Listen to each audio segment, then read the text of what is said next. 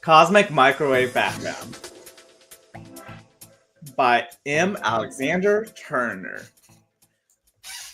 Stuck on this carousel, my little eye can catch 1 million-year-old light, a vast pattern. So says Richard Feynman. All right, the actual poem. Observe, against a bright sea, the heave of light years tugs at Earth's cuff and its milky gloss. Pulling eddy from stream, the dim work blindly parts the weeds, broadening the empty meadow. Observe, toward the quiet waves where small light still sings, the psalm of the first world, a song of the most natural branch. Like the narrow, this place was tightly timbered, yet then unread to sundering, a tree meets the sky. Observe, on the trunk, the length between pin knots drags longer through thick sink of years, parting flecks like raisins in the loaf. Observe, the hidden bridge caused by footclack fish to feed, the tenor of wood, a cord of jet black tied around a pyre, appear. The herons briefly rest on an island on the water further from the bridge, a tide of keeping, a tide of parting. Our glad gray sky keeps the oldest light and parts except for the sound of weight. Observe, the hawthorn raises the byway with red shoulders. Hall, it is August, each curdled in a rub of dry pie. Observe, the herons fly west, falling over sky, each bears his own weight to fall. The emptying western road, lit by starlight. Background, ringing in new orange. Observe, the broken flecks of the oldest light, the fiery sound, cannot be knit again by the palm and needle of weight. That kind light, whose fainting shadow still drifts to us, this wandering blue widow. All right, so that was a kind of a abstractly naturalistic. I don't know. I liked it. Word. The disembodied voice in the background seems to like it, but first of all, there's one disembodied voice. That's me. But, and what is this? What are we watching here? What is there? Okay.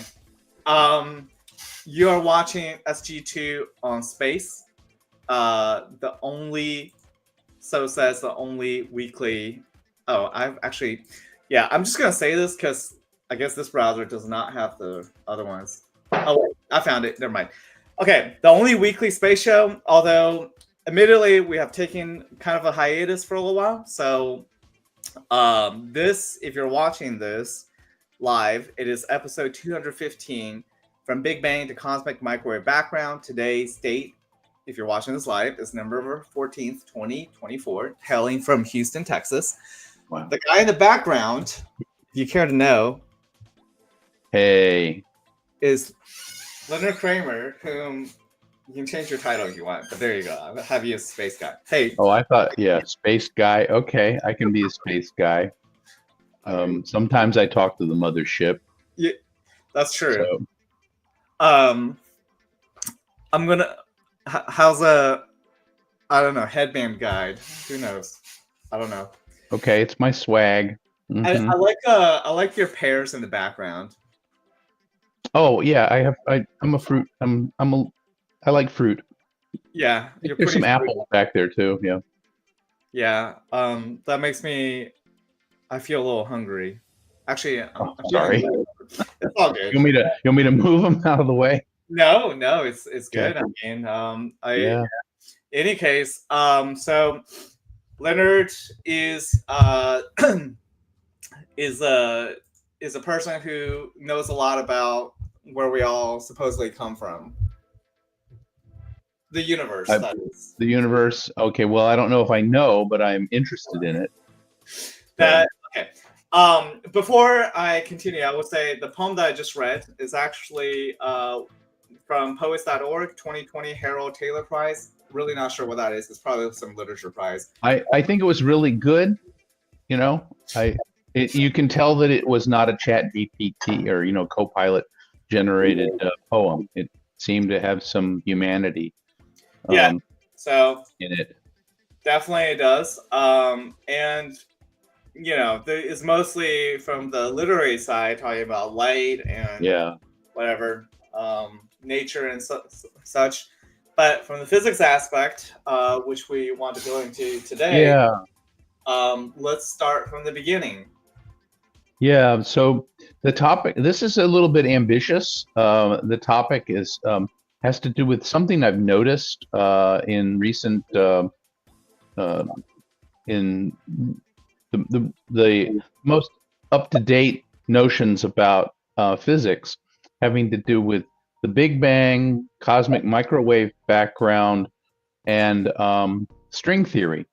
And so I wanted to, I propose that we can discuss string theory and this thing called the Standard Model, gravity, and the Big Bang, and culminate or formulate a critique of the idea that string theory is supposed to unify gravity with the Standard Model. It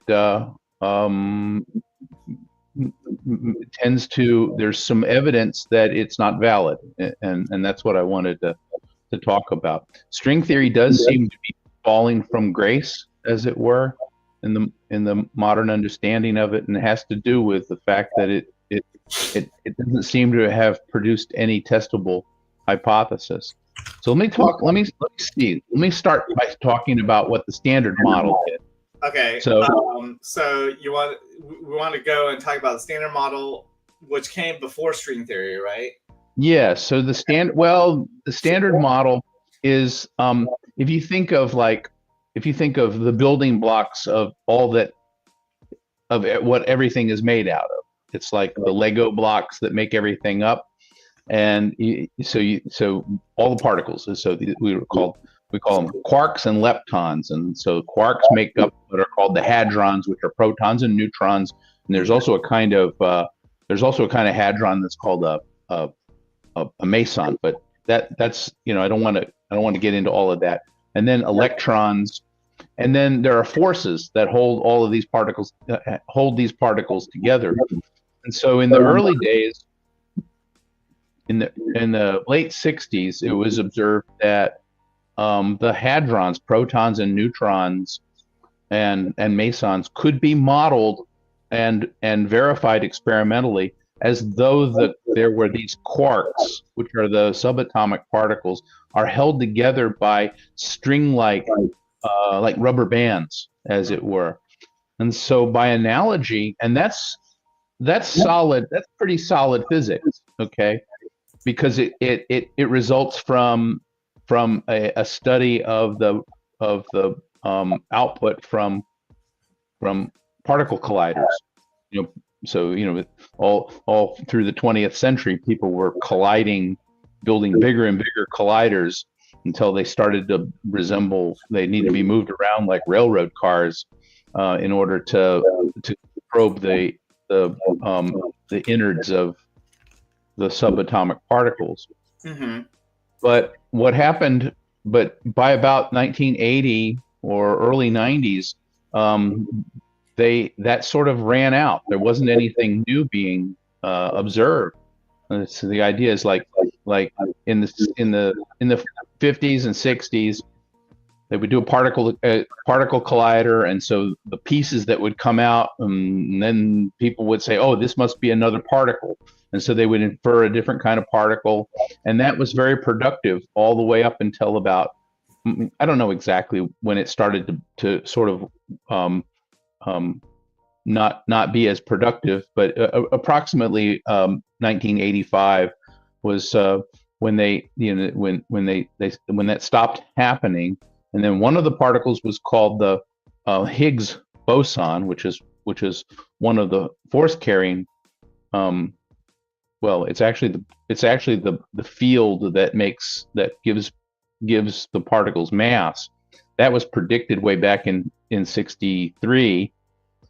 And then in Europe they built this super collider, Large Hadron. What's it called? LHC, Large Hadron Collider. Is that the CERN? No, I guess it's at CERN, but it's the big collider that they built. And then in 2015, 2012, 2000 somewhere, about 10 years ago, the big news was that the Higgs boson was observed, which was one of the things that was sort of like the last element of this Standard Model that I was mentioning. So what the Standard Model is all of the Lego blocks that make up everything that is, right? Plus 3 forces, which are electromagnetic, strong force, and the weak force.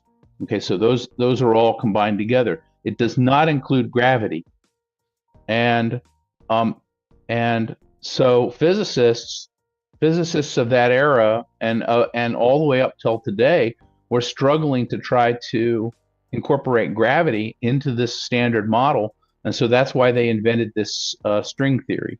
And so the idea of string theory is that really all of the Lego blocks, protons, neutrons, electrons, and the particles that make up them, the quarks and the and electrons, are deep down inside. There's a kind of a vibrating string or a loop, and then also small little membranes that are called brains, and the reason that this was all part of a mathematical effort to combine gravity with all of the other forces, and it works mathematically, okay, but it's only mathematical.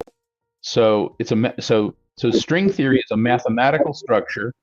So when you say it's mathematical, you mean like somebody can write all the math and it works, but then like that's all, right? It doesn't have a basis in physical reality. So there were some predictions that were made, including what they call supersymmetric partner particles that are associated with the standard model. So what string theorists proposed was that there was something called supersymmetry, which the other thing is that they had to start adding dimensions. And this is one of the things, like we have 4 dimensions. We have 3 spatial dimensions plus 1 time dimension. So string theory needs a whole bunch of other dimensions. And then they say, well, how come we don't see those? How come we don't see those, or how come they don't say like what they call equal partition principle for it should be there should be some observational evidence of these other dimensions, and so the idea was okay, they're tiny, they're so when you see a string, it's made up of other little dimensions in some respect. Well, one of the predictions that was made was that there would be these supersymmetric what they call a different set of supersymmetry particles that corresponded to each of the known standard model particles. And there were lots and lots of papers that were written about this, with the prediction that the Large Hadron Collider would observe those, and nothing was observed. In other words, supersymmetry, the supersymmetry particles were not seen by the Large Hadron Collider. And I think a lot of the people, I mean, there's one of the scientists that promoted this was an Ed Witten, who's at the Institute for Advanced Study at Princeton, and a whole bunch of his proteges and students are I think they're very worried because the string theory just is not creating any testable predictions. And so then along comes a number of other physicists. One of them is Roger Penrose. Now, Roger Penrose is a living treasure. Okay, he's in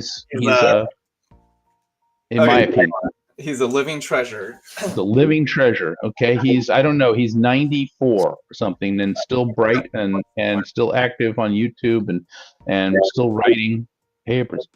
And so he also had this criticism that, well, you need to add these degrees of freedom in order to try to make something correspond to the standard model, and that we don't have those extra degrees of freedom. There were some other technical things about it that had to do with something called de Sitter space and anti-de Sitter space, or and sometimes you'll see ADS CFT correspondence. And I kind of don't want to get into exactly what that means, but the way I understand it, string theory is consistent with something called anti-de Sitter space, right? Anti-de Sitter space would be a universe that had negative curvature. In other words, the curvature on a global scale would be negative. Mm-hmm. And that's not what our universe is. Our universe has positive curvature. So we live in a de Sitter space. We do de Sitter DESITTER. SITTER. Yeah. So Okay. we live in a de Sitter space. We don't live in an anti-de Sitter space. And so both of these are good solutions to the Einstein field equations, but observationally, we are not in an anti-de Sitter space. And so the string theory, so this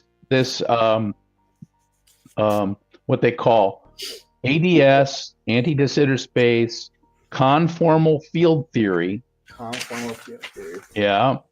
Does this book implies that's the implication of string theory. So one of the observations that we've made recently that's starting to sink in after 40 years. Mm-hmm. We do not live in anti-de Sitter space, right? And so while it's not it's not really dispositive. I mean, it's not exclusively required. The ADS space, the anti-de Sitter space solutions, did play a significant role in advancing the whole theory about string theory, and so they're just kind of off track. They should have started with a positive field, So that's a problem with string theory. All right. And then the other thing I wanted to point out, and I think I've been inspired by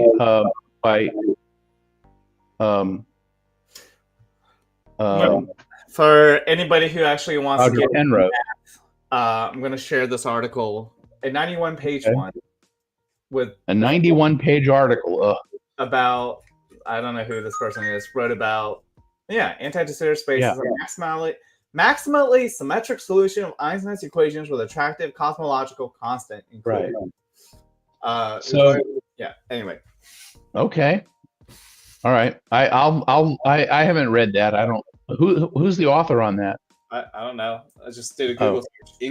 Ingemar Benston from 1998 with I guess updated in 2009.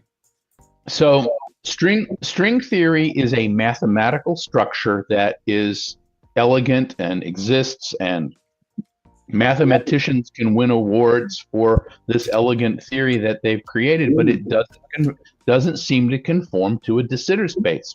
And we live in a de Sitter space. Our universe has positive curvature as far as we can determine. So we're off task. I need to start working on something else. Right. Now here's another point that inspired by Roger Penrose, some things that I've seen him speak on and also read about, write on, and that is that the cosmic microwave background, which we've talked about. And actually, let me try to share the screen because I made a picture of it. I mean, I didn't make a picture of it. I got a picture of it from the European Space Agency. Let me try to do. How do I? Let me see. Share? You just share. I have to share. I'm having issues. Share. I have issues every day. Present. Yeah. Okay. So share screen. Okay. Share screen. Okay. See if anyone. Is it going to ask me? You should be able to do it. I'll get it. Okay, here we go. Take your whatever time. Yeah. Here we go. There it is. Okay, so this is the cosmic microwave background. This is a picture of all of the matter in the universe, kind of curved around and presented to us. Originally, it was at about 5,000 Kelvin, and today, because of the because of the expansion of the universe, Mhm. it's been red shifted to lower and lower frequencies, so that it appears to us as something around 3 Kelvin. Is a blue And, like colder? and the blue are slightly colder, and the red are slightly warmer in Okay. homogeneities. Those have been studied and consistent with. They've been studied and are consistent with some gravitational perturbations, and they supply some affirmative evidence that dark matter, which we've talked about before, is present. But here's the other thing. If you look at every single point on here in the frequency spectrum, even the distance, the variation is very small, but the measurements are very accurate. So if you do a spectrum here, this is the x-axis here is the cosmic microwave background, for just composited for the entire microwave background. This corresponds very closely to a black body distribution. Okay, so what it means is, and it's at about 3 Kelvin, and the error bars on this are so small that they're It's almost like an exact fit. It's an exact fit, and the error bar is absorbed into the width of the line. Okay, so let me go back to the picture, the microwave background. These inhomogeneities you see are so small on the overall scale that they wouldn't even show up as the thickness of this line.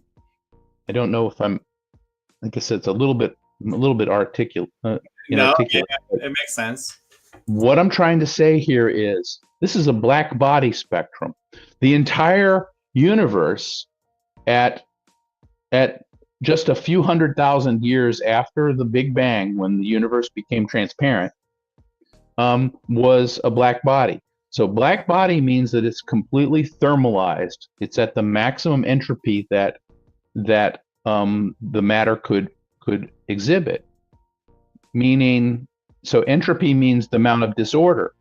So if you know about the second law of thermodynamics, which is an indication that it's a principle that we continue to evolve. In other words, so let me stop sharing, and I'll send the control back to the control voice. Uh-oh. Hello? Well, this is...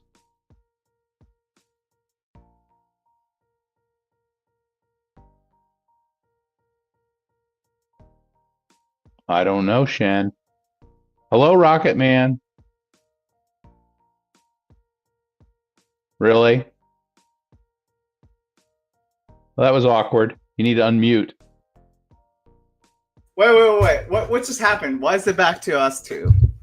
Because I've stopped sharing. All right. That's all right. We're just having a conversation. Okay. We are. And so far we covered standard model, string theory, at least. Yeah. Briefly. Okay. And so yeah. Cosmic microwave background. All right. Right.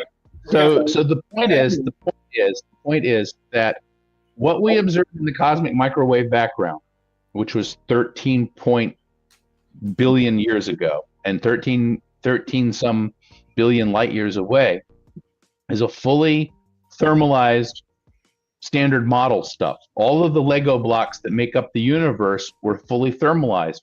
So there was no place for entropy to continue to increase. And yet we live in a universe where entropy continues to increase.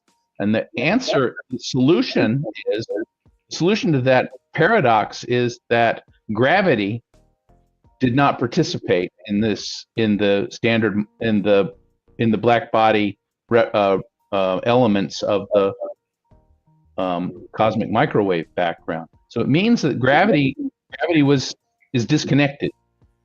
That's not what string theory says. String theory says that deep down in the at the deepest levels of all of the subatomic particles, the Lego bricks that make up the universe, Mm-hmm. gravity is unified with the other forces. So what we should expect to see a priori is that the gravity should be all mixed up also, but it's not. So gravity is a funny kind of force, and evidently it was at zero entropy at the time of the Big Bang, Mm-hmm. and it must have been a perfectly uniform force at some point. And that what happened was gravity when gravity exhibits an increase in entropy, the particles condense together, which is not what we see with a gas. So if you take all of the particles of a gas and keep like a CO2, one of those CO2 charges for a BB gun, and you have it down there, and then you open it up, then the gas will fill the volume or expand to fill the volume. Gravity does the opposite. So if you have particles that are in like in a nebula, like a cloud of gas and dust that's spread out over a cosmic scale, then gravity will start to condense it and make it form into smaller and smaller bodies. So it sort of does the opposite of what we usually think of as like a gas expanding into a volume.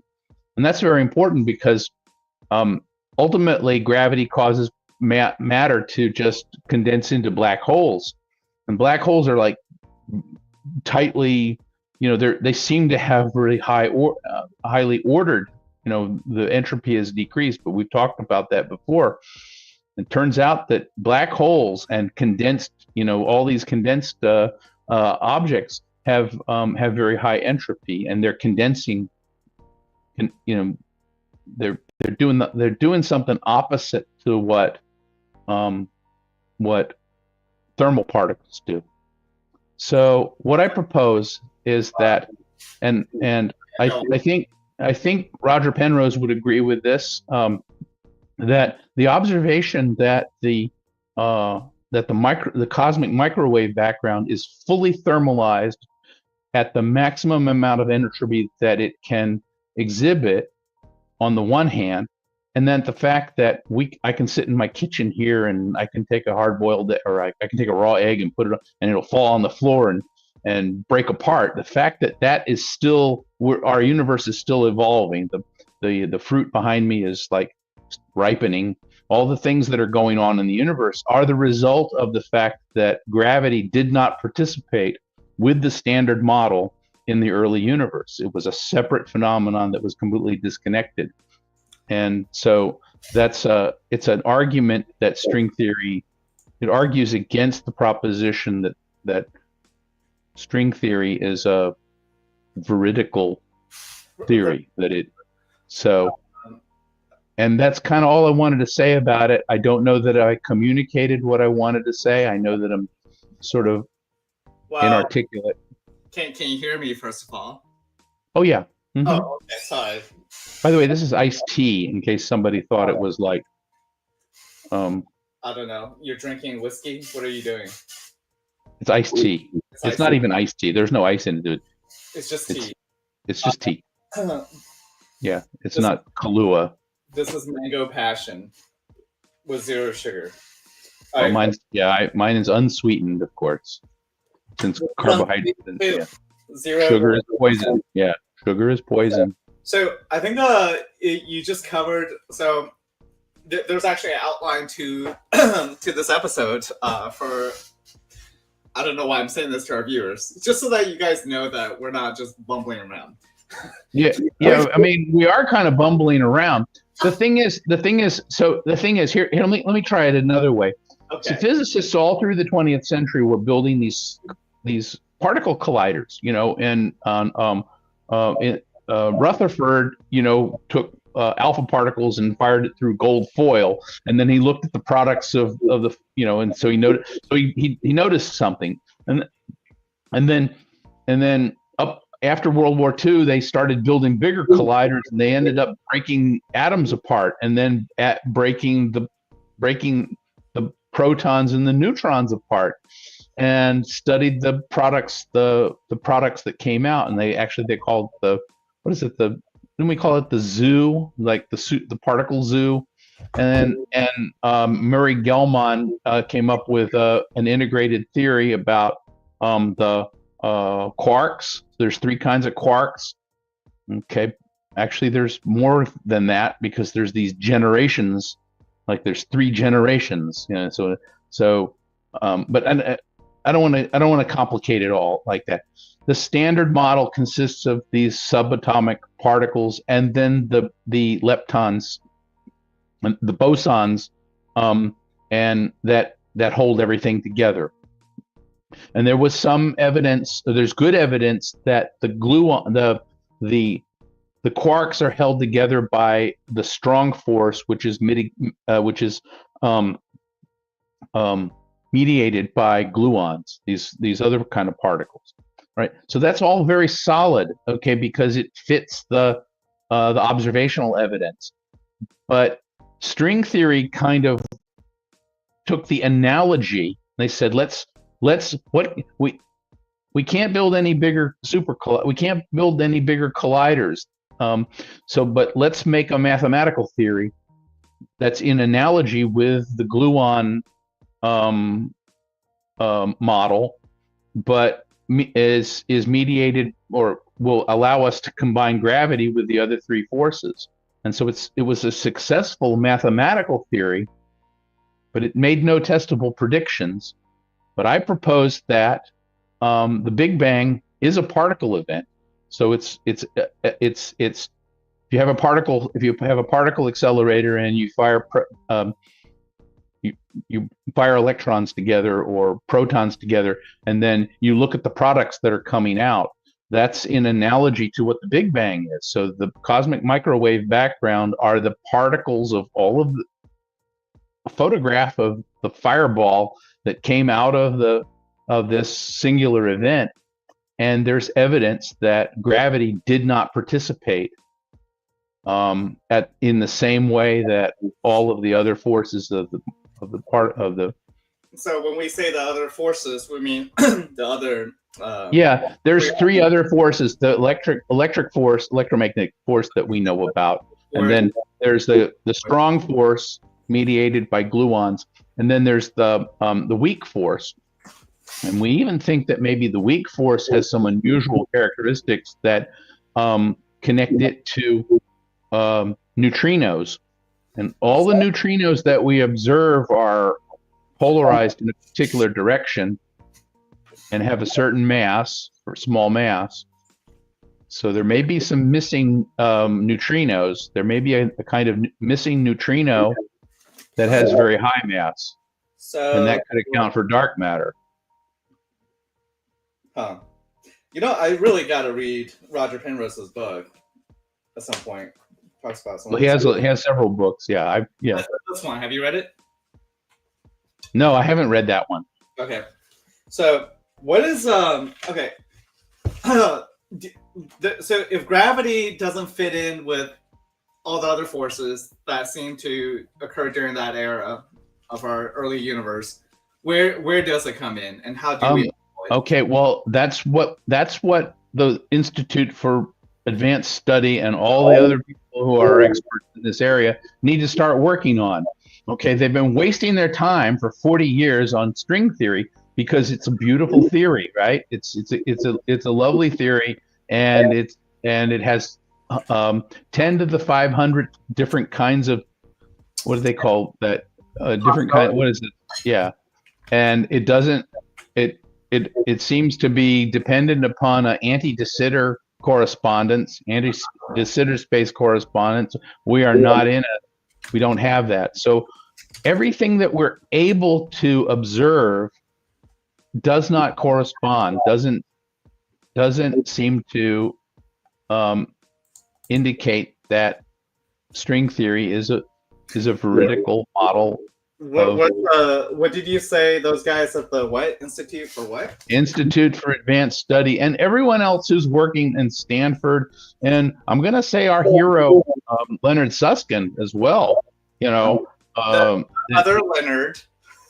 yeah, and that and of course it's like, you know, you might argue, well, come up with a better model. Well, it's not my job to come up with a better model. My job it's like is to show you that it's you know, you tell me. Another thing is, you know, string theory was sort of articulated, and then we decided that there's something called dark matter and makes up 80% of all of the matter in the universe, and we can't see it. Well, how come why didn't that fall out of string theory, you know? So I don't know. Well, actually what they did was they said, oh, okay, there's dark matter. Actually, if we if we use this other model, okay, there's dark matter. So it's a theory that has so many degrees of freedom that you can fit it to any. That's not really a good theory then, right? No, I know. Right. So, but it's been, so anyway, that's all I wanted to say about that. What was the other thing that did you already cover, what do you call it? Oh, okay. Maybe you did. Unified gravity boson field.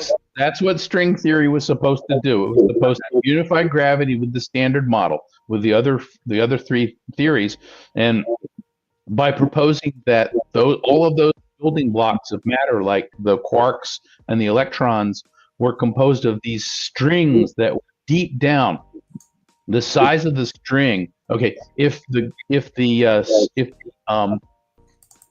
solar system were the size of a proton, or the size of a quark, I guess I should say, then the string that it makes up would be the size of a virus.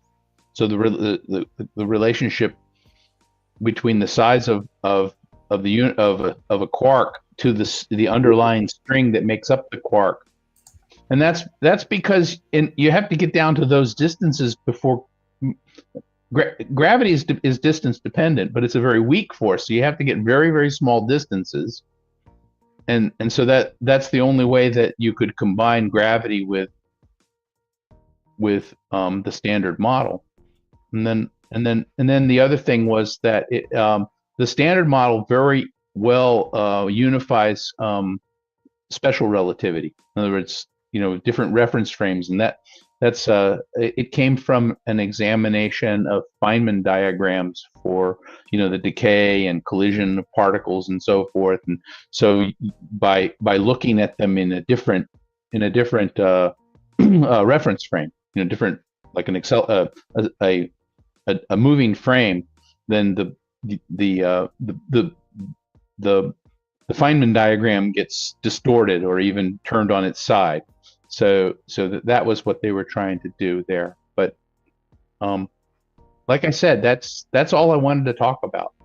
That's probably, I hope I was able to communicate something. And I'm open to being corrected about this. I'm not a real super expert on any of these things, but I think it's a valid criticism that the Big Bang is a particle experiment, and what we observe about the Big Bang 370,000 years after the Big Bang, we see the cosmic microwave background, and it is almost fully thermalized. Hey, so we can talk about this from a layman's perspective, which is what we've been doing, right? Sort of like explaining. Well, I want it to be. I just feel like. Well, actually, I wanted to so they just going to read here. Like, according to Einstein, gravity is not a force; it's a property of space-time, meaning gravity itself is incompatible with the other forces. Further, the math behind relativity is completely different to the math that gives us quantum mechanics and the standard model. Simply put, that's right. and the standard model don't mix, and attempts to do so always result in nonsense Yes. answers. Yes. Gravity is incompatible with the quantum mechanics that governs the standard model theory. And then you're thinking, well, why do I have to worry about this? Because quantum mechanics is about really tiny little things, and gravity is about really big things, and we're never going to be able to combine them. But it's not true, because we have to start thinking about that in terms of black holes, because black holes are a place where gravity has profound effects, and so apparently does quantum mechanics. And so that's where we are today in physics. We don't have a theory. We do need to combine quantum mechanics with gravity. A star is dominated by by gravity, but the force the sources of the energy that power the star is caused by quantum mechanical things. And so you can't have you do need to understand how they combine together. And that's where, like I said, that's where we are with physics today. And we need to stop I think we need to stop working on string theory. I think string theory So the Institute of whatever, IOP.org, which I think is based in New Jersey or something. Princeton Institute for Advanced Study. It's where Einstein and are they still actively? You're saying they're still actively looking into string theory? I thought they were. Yeah, I think so. I think they're still trying to promote string theory, but I think they are in a bit of a disarray, especially with respect to the observations from the Large Hadron Super Collider, because they did not produce those supersymmetry particles that everybody thought was going to come out of it. As far as I know, the Large Hadron Super Collider, they verified the existence of the Higgs boson and nothing else. They have not produced anything else. What is the Large Hadron Collider supposed to do? It was supposed to probe, was the largest hadron. It would collide hadrons together, protons. And so the idea would be that, hey, you should be able to see more other particles. That's right. Each time we built a bigger, from the time of Rutherford on, each time you built a bigger and more powerful collider, then you would see more and more products coming out, which was in the 1950s and 60s, we were seeing all these particles coming out of collisions, and each time you built a bigger one, you would see more and more particles. Right. The Large Hadron Collider, that's no longer productive. Okay, there's no more particles being observed. They didn't observe anything. They verified the existence of the Higgs boson, and nothing else. Okay. So they had some expectation that there would be some other particles to come out of it from predictions of some variations on string theory, and they didn't observe it. So the end. The end. Okay. So at the end of the day, we are left with more questions than answers. Well, yeah, and also the realization that we've wasted a lot of time and energy and money on the thousands of physicists that working on string theory. I guess I don't know if this is a philosophical. That's my opinion. But isn't that how science works though? You come up with theories, and it may not be a good theory, but you don't know that. I don't know. It seems to me that even as far back as the 1980s, they were a little bit off track. They were thinking, I love this mathematics, right? And but they were not thinking about. I mean, I guess there was something to that, but I mean, no, that's not how it works. That's not how it works. Okay. Science works the way science.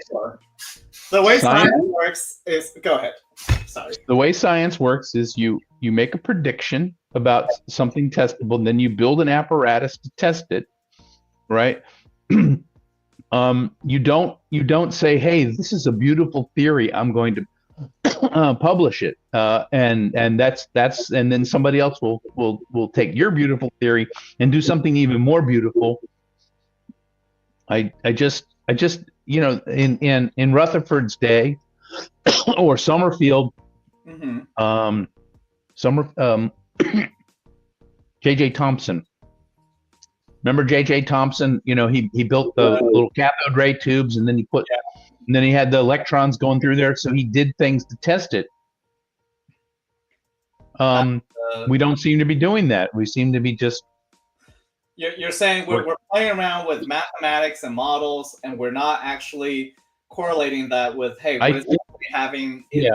Does it predict anything in the real physical world? It doesn't seem to, and whatever it has predicted hasn't really panned out. So, and I think, I feel like people just need to think. They need to sit down and think. And I'm not one of those people because it's not my field. And you sit down and think a lot. I do think a lot. That's true. But yeah. And I listen, But I just think they're, well, anyway, I don't have anything else to say about it. I mean, you want to talk about UFOs or something? I'm okay for now. I'm not fully. You know what? I do think when I get a little more energy, I want to. All right, this, whatever. I'm going to embarrass myself. I already do it. I'm going to join one of those. You don't need to be embarrassed. I'm a doctor. Well, yeah,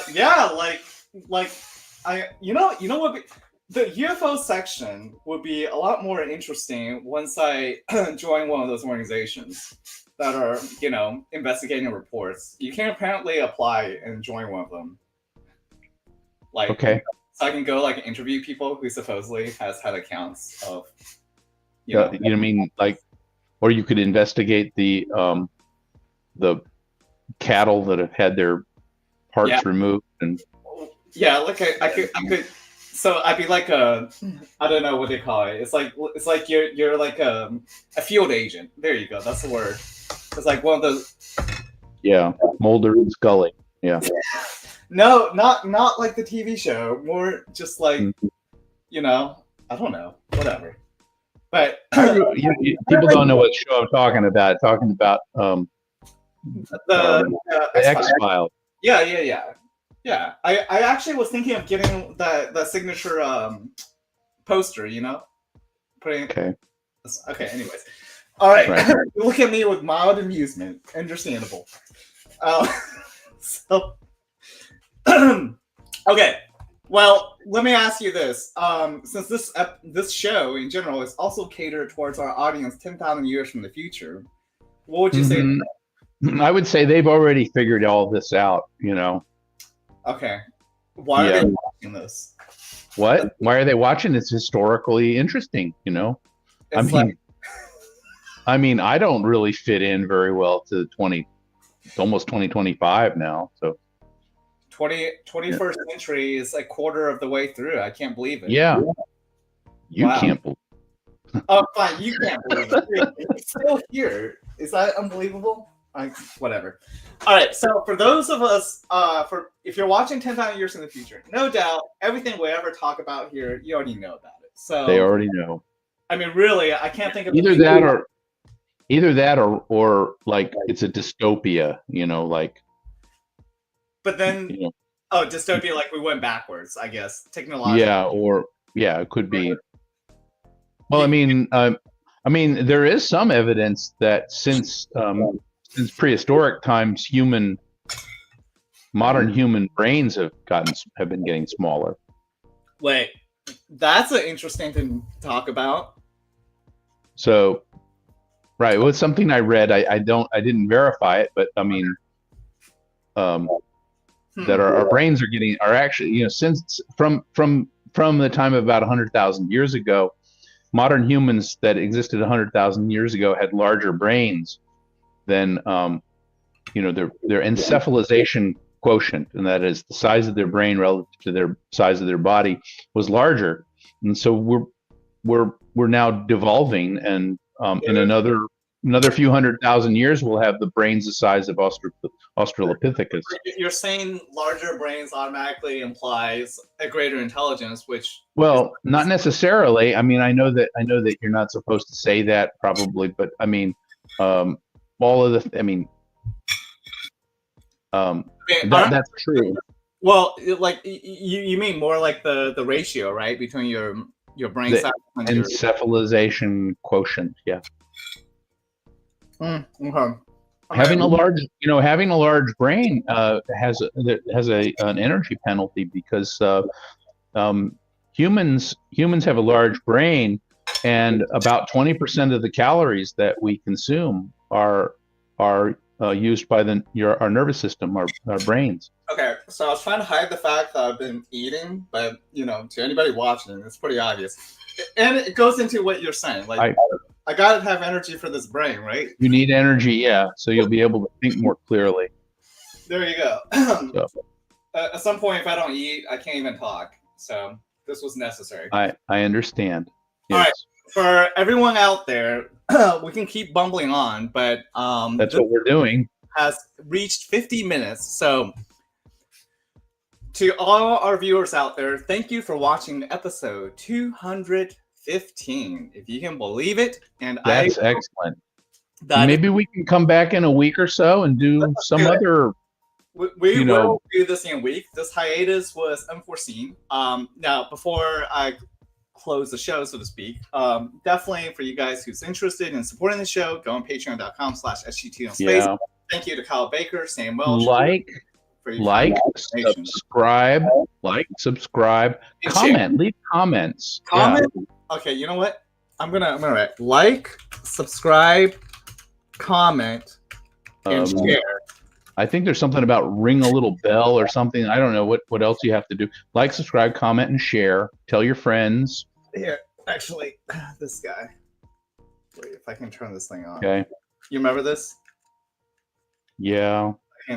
Wait. Yeah, it comes with a little cow. Yeah, it does. Yeah. It does. It comes with a cow. For you to, how do I turn it on? Oh, here it is. See? Yeah. Look at that. Okay. Anyways, you don't have to believe in this to subscribe to the show. I'm just using it as a prop item. And it's funny. It's better than a bell. It's hysterical. It is hysterical. This guy's funny. All right, let's turn it off, please. Please. Yeah. Shut down. All right, everybody. I'm going to go ahead and say the thing that Leonard normally does, which is... Okay, yeah, namaste. And shalom and mwah. Okay, good night. Not doing that part. Good night, everyone.